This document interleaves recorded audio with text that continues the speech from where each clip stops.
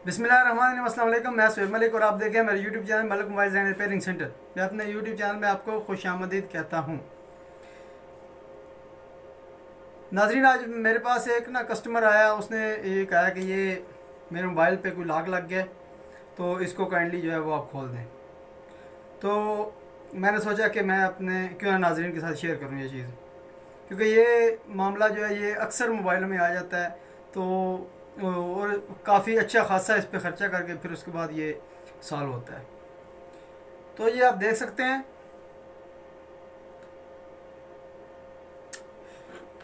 ये इसको हम अपनी ज़बान में कहते हैं FRP लॉक।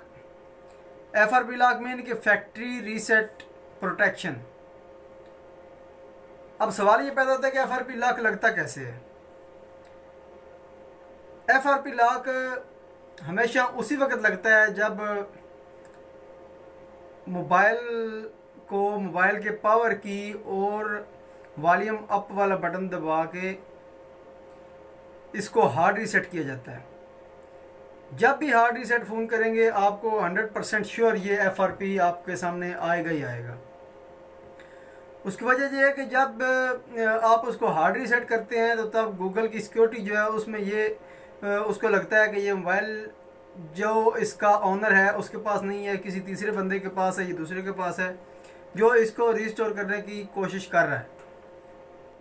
तो जैसे ही फ़ोन हार्ड रीसेट होने के बाद ऑन होता है, ऑन होने के बाद ये FRP की शक्ल में वो सामने आ जाता है और वो कहता है कि इसमें जो गूगल की आईडी लगी हुई थी, प्ले स्टोर में जो आईडी लगी हुई थी उसकी वेरिफिकेशन दें कि हार्ड रीसेट करने से पहले जो आईडी लगी हुई थी वो इधर लगाएं, तो ये मोबाइल इससे आगे आप यूज़ कर सकते हैं। उससे बचने के लिए सबसे बेहतर हाल ये है कि आप मोबाइल में जो जीमेल की आईडी लगाते हैं, अक्सर लोगों को नहीं पता होता, हार्ड रीसेट कर देते हैं, आईडी का पता नहीं होता। फिर जब वो FRP आ जाता है फिर दुकानदारों के पास या किसी सॉफ्टवेयर वाले दुकानदार के पास जाएंगे, वो आपसे 500, 1000, 1500 मोबाइल के हिसाब से पैसे लेगा, आपको वो FRP बाईपास करके देगा, तो आपका फ़ोन जो है इस्तेमाल करने के काबिल होगा। इससे बचने के लिए नाज़रीन एक ही रास्ता है कि आप इस मोबाइल में जो जीमेल की आईडी लगा रहे हैं उसको आप याद रखें, उसका पासवर्ड याद रखें। अगर याद नहीं रहता तो उसको किसी जगह पे लिख दें, या फिर आप ऐसा कर लें जब भी आपने मोबाइल को रीसेट करना है, उसको रीसेट करने से पहले आप किसी ऐसे बंदे के पास चले जाएं, उसको कहें कि मैंने मोबाइल रीसेट करना है। वो अपनी आईडी जो उसको याद होगी वो अपनी आईडी उसमें लॉगिन करेगा, आपकी आईडी पहले रिमूव करेगा, अपनी आईडी लॉगिन करेगा। लॉगिन करने के बाद जब उसको रीसेट करेगा तो फिर वो 90% चांसेस हैं कि वो FRP नहीं मांगेगा। अगर वो 10% चांसेस हैं FRP मांगेगा। अगर FRP मांगेगा तो उसको आईडी अपनी याद होगी, उधर अपनी आईडी देगा, वेरिफिकेशन देगा, मोबाइल आपका ऑन हो जाएगा, आपका पैसा ज़ाया होने से बच जाएगा। अदरवाइज़ आपको याद नहीं होगा, जब भी आप फ़ोन रीसेट करेंगे आपको ये पंगा पड़ने वाला है। अब एक बात और ज़हन में रखने वाली है कि FRP किन किन मोबाइलों में लग जाता है और किन किन मोबाइलों में नहीं लगता।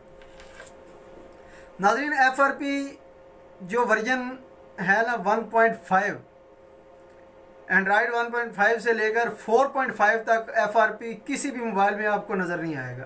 आप चाहे इसको एक दफ़ा छोड़ के 101 मरतबा उसको रीस्टोर कर लें, हार्ड रीसेट कर लें, उसमें आपको FRP नहीं आएगा। जैसे ही आप 1.0 लॉलीपॉप से ऊपर जाएंगे तो 1.5 से लेकर अब 12 एंड्रॉयड तक आ गया है।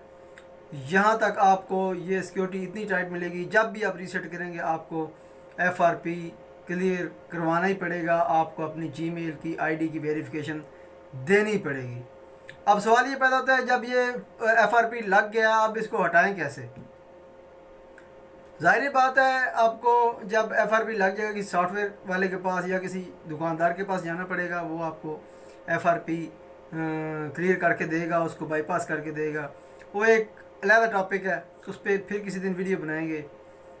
हमारा मकसद ये था कि हम FRP लगने और ना लगने के बारे में आवाम को आगाही दें, आवाम को उनका पैसा ज़ाया होने से बचाएं कि कैसे किस तरीके से वो अपना पैसा ज़ाया होने से बचा सकते हैं।